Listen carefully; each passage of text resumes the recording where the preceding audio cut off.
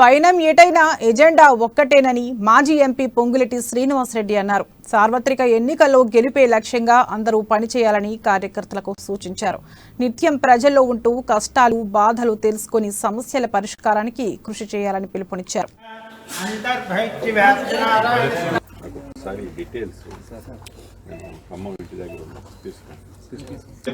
గత కొద్ది రోజుల నుంచి ప్రజల్లోనే నానుతున్న పదం ఏంటంటే సీనన్న ప్రయాణం ఎటు, సీనన్నతో పాటు ఉన్న మిత్రుల బృంద ప్రయాణం ఎటు అనేది చర్చించుకోవడం సర్వసాధారణమైంది.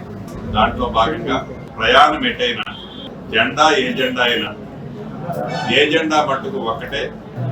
ఎవరైతే అభ్యర్థులు రాబోయే సార్వత్రిక ఎన్నికల్లో ఎమ్మెల్యేగా నిలబడబోతున్నారో మన తరఫున వారందరినీ గెలిపించుకోవడమే ఏ జెండా అయినా.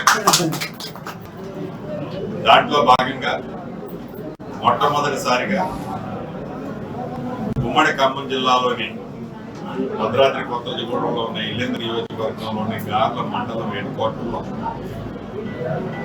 పార్టీ పేరు ఏమీ లేకుండా సీనన్న కనకన్న పార్టీ ఆఫీస్ గా